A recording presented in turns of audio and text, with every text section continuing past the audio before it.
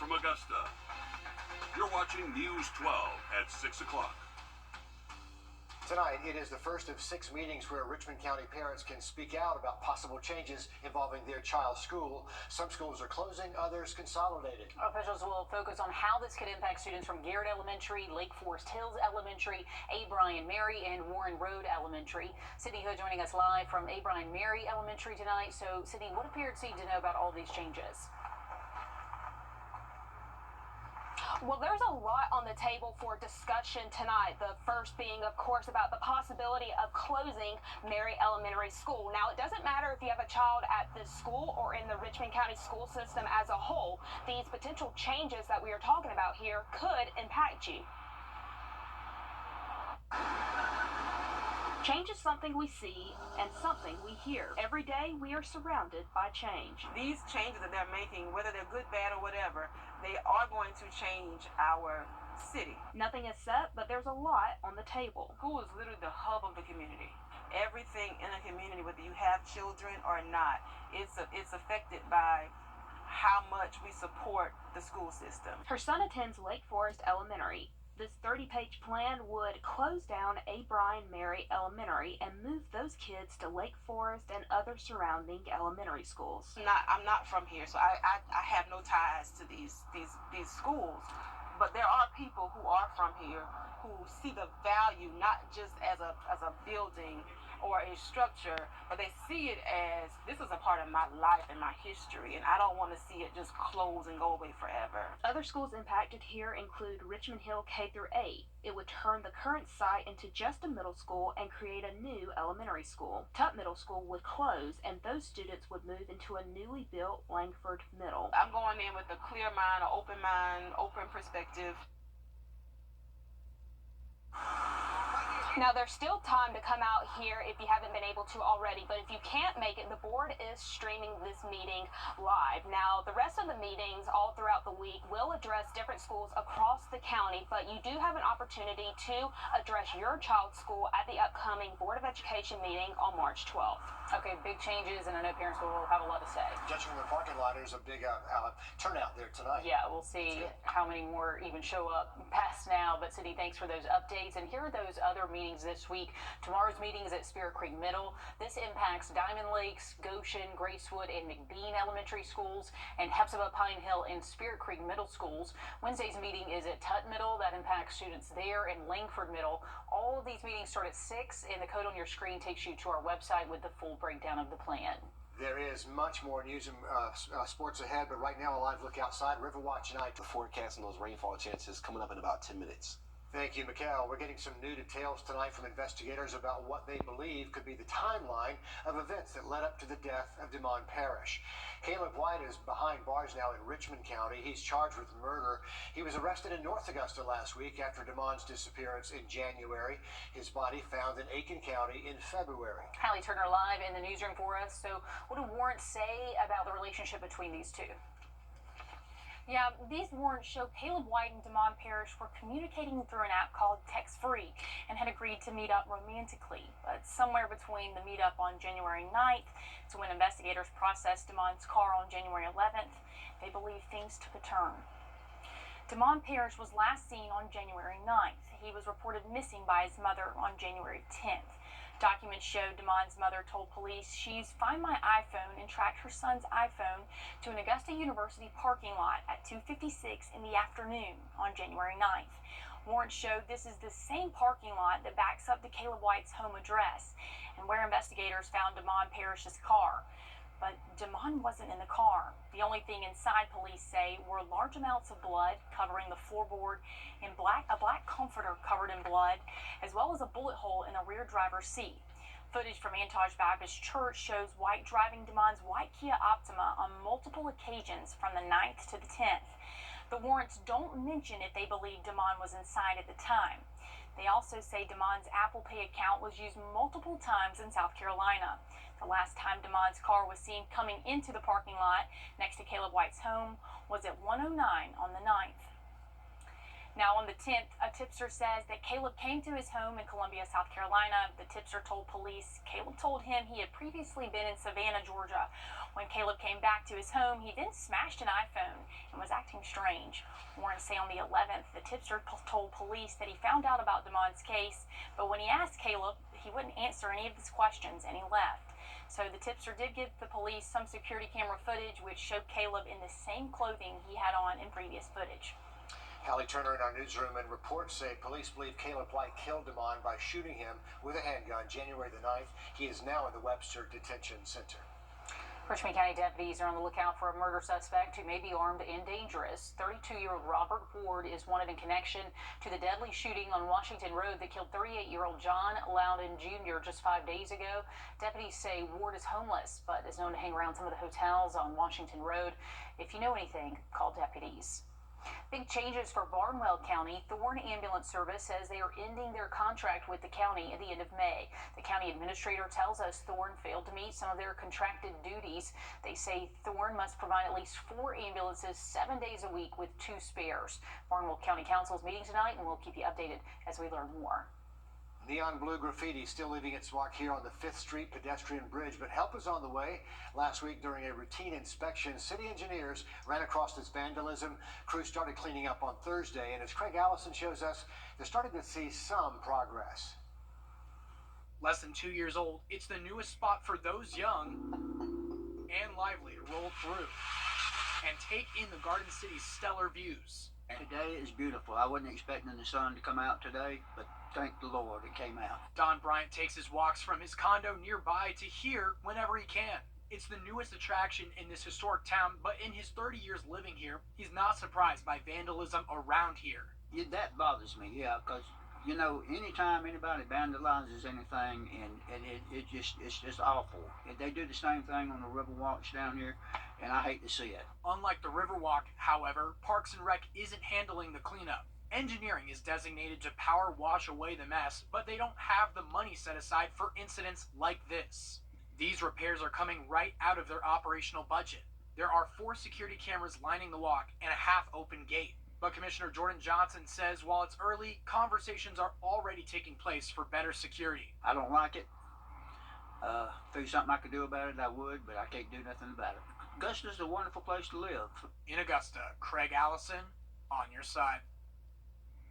Augusta Engineering tells us today was the first day of pressure washing and cleaning over there. They say the bridge should be completely clean and graffiti-free by tomorrow. Cole Swindell is set to headline this year's Wrdw concert. He's going to grace the stage for the first time ever over at Evanstown Center Park, along with Augusta's own Black Dog. Grab your tickets on our website, Wrdw.com, and you don't want to miss. This is video from last year's event. It'll be April 9th. That's just over a month away now. All proceeds will go to First Tee of Augusta. Good to have Cole in town. Well, it's time for your watch and win word of the day, and as you see right there, today's word is television. Insert that keyword on the News 1226 app for your chance to win a $70 gas card, and then you'll be entered to win the grand prize, a 70-inch television. Once again, the keyword is television. It's our way to celebrate our 70th anniversary with you. Some Taylor Swift fans are operating in their art era. How a local art studio is bringing Swifties together after a quick break. We are tracking rain chances pushing in for late tomorrow into your Wednesday. We'll talk about that in your full forecast coming up next. Time Today. Happening now, just a reminder, we're in the first of 6 public meetings going on for Richmond County Schools, and look at the crowd there. This meeting just kicking off right at the top of the hour. This is at A. Bryan Mary Elementary. Parents and guardians are weighing in on that 5-year plan for their students' future. Some schools closing, others consolidating. To see how your student might be impacted, you can scan and tap a flow code that's going to be on your screen right there. And we'll keep you updated tonight on how this meeting goes as they kick off these meetings, trying to hear from parents about some big plans. And it looks like they have a lot to say. A lot of parents gathered in that room. Taking a look outside over Wheeler Road, and it is a gorgeous afternoon out there, Mikkel. Yes, it is. Flooding issues, no severe threat, and don't forget to spring those talks forward Saturday and Sunday. Okay, so if you love Taylor Swift, this story is for you. This week at the Painted Lady Art Studio, you can catch the Taylor Swift Day Camp. From making friendship bracelets to singing along to her top hits, Taylor Martin shows us what to expect. The Painted Lady has a reputation for hosting fun parties and camps, just like this one. Like birthday parties, paint parties, camps. I am doing the Taylor Swift one for the younger kids as well. Today, Swifties ages 10 to 18 got the opportunity to make friendship bracelets, wooden earrings, and of course, watch the Eras Tour film while pairing their art skills with their love for Taylor Swift. They're also doing an acrylic painting that is, it's like a pop art kind of thing. And they're doing a karaoke party at the end where we actually have a stage set up and they can sing all their favorite Taylor Swift stuff. Teaching at the first Taylor Swift day camp is a full circle moment for camp counselor Elsa Miller, who was just like these Swifties when she was younger. But when I was a kid, I begged them to get me a Taylor Swift Barbie for Christmas, and they delivered. This is only the first opportunity for local fans to be in their arts era. We've had so many adults reach out and they're like, hey, can we be camp counselors? Like, no, but we can make a whole camp for you. How's that? And we've had a lot of outpouring for that. Partying like it's 1989. In Augusta, Taylor Martin on your side. Looks like a good time to me. Adults went in too. I'd be down. I'm interested.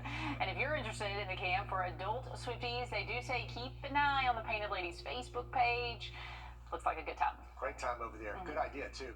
Coming up in sports, the end of high school basketball just around the corner. A couple of local teams heading to Macon to compete for a state title. Find out who's still in it. First Alert Radar, powered by Jim Hudson Automotive Group. All right, what do we got? Looks like 64 yards to the pin. About 64 mile/hour winds. Dude, there's no wind. Hand me my 64-degree wedge. What's it with you and 64? Are you 64? .com! Hey, Brett, I think we need a jingle. What'd you have in mind? I don't know yet. Well, if you're taking something, come knock on my door. Come and knock on my door. If you're 64.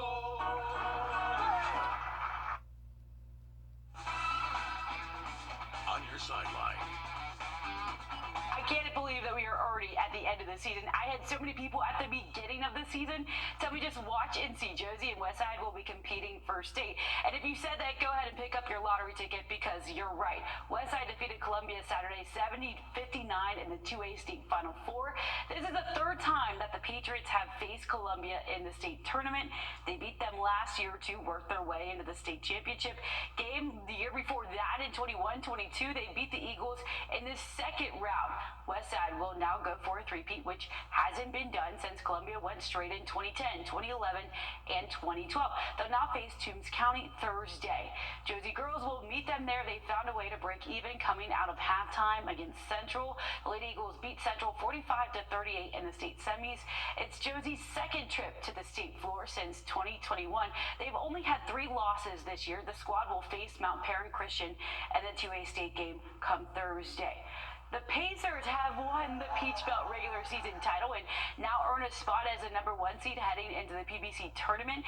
It's the second consecutive season where they've earned the title. They've also earned that top seed spot. They get hosting rights because of that.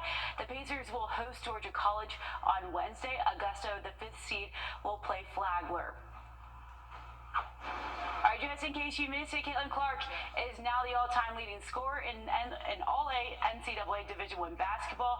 3,668, that's the number that broke the 1970 record held by Pistol Pete. And she still has time left, and she'll probably add on a whole 100 more if we know anything about Caitlin Clark.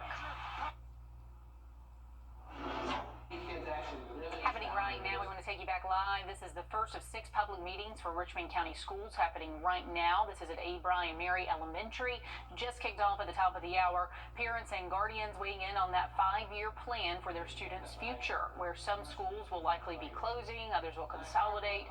If you want to see how your student might be impacted, you can scan and tap that flow code on your screen right there, and we'll keep you updated on how everything goes. A lot of interest over there this evening. You know, March 26th will be Epilepsy Awareness Day. 11-year-old Hadley is beating the odds headlines after her mom was told she might never be able to show emotion or even make facial expressions. She was born with a rare bacteria that affected part of her brain. Hadley and her family are not from Georgia, but because of our children's hospital, they eventually made the move here. Zana Halliburton shares her story. Hadley, now 11 years old, was born 3 months early at 2.5 pounds. She had bacterial meningitis. This affected the right frontal portion of her brain. We found out on Christmas Eve. We had ran to grab something to eat, and the doctors called us and they had found it and said that she was going to have brain surgery. Hadley had brain surgery at 2 weeks old on Christmas Day. The neurosurgeon said to be prepared for certain outcomes. He said that she would never show any emotions, never have any facial expressions whatsoever because of all this right frontal lobe. Obviously, that was not the case, and other parts of her brain took over for the affected area. Jennifer says Hadley did not experience any seizures while in the hospital, but was told it was not a matter of if, but when. The first one happened at 2 years old. The first one that she had was like 45 minutes long before they got it stopped. I could not tell you how many she's had, but it never gets any easier. Being from Illinois, Hadley saw other doctors before being referred to the Children's Hospital of Georgia at 9 years old. She had her 4th brain surgery here. It's all day long surgery, and it worked. She's not had a seizure. They've been coming to the Children's Hospital for about 2 years and made the move to Augusta last year after traveling 9.5 hours back and forth to appointments. It's actually the whole reason we moved to Augusta was this hospital so she could be close to the doctors. And I mean, they've just made a world of difference. We have not come across anybody that is nothing short of amazing. Hadley has now been cleared to do things she couldn't before, like go to the movies, where she recently saw Barbie, and try out for sports. Good luck at cheerleading tryouts, Hadley. Reporting in Augusta, Zana Halliburton, on your side. Just incredible. That hospital is such a special place. It really is. That's Hadley's miracle unfolding right there in front of us. Love hearing it. And Hadley is now on 2 medications after being on about 15 medications when the seizures first started. But she still visits the hospital to get an MRI. She still has to take a sleep test. But yeah, she is doing so much better than they ever dreamed. But Jennifer told us Hadley's latest sleep study came back showing no signs of seizure activity, which is a first. If you'd like to support kids like Hadley, search Miracle Monday on our website. The Children's Hospital doing amazing things. Mikkel. Very touching story right there, and thank you again, Zana, for covering that, bringing just awareness to that great work they're doing at the Children's Hospital. Looking at rainfall chances late tomorrow into Wednesday. We'll talk about it again coming up. The First Alert team, named best in Georgia. During the Well, staying dry for tonight. We are going to see some clouds, though, linger through tonight into tomorrow. That more thicker cloud cover starts to build back in again by tomorrow afternoon, so hopefully you enjoy the sunshine we did see for today. Tracking some rainfall, though, pushing in later into your Tuesday and lasting overnight into Wednesday, so keep the rain gear nearby for any evening plans you have tomorrow night. We have a live update at the top of the hour over on 26 News. Then we're back with more News 12 tonight at 11. We'll see you then.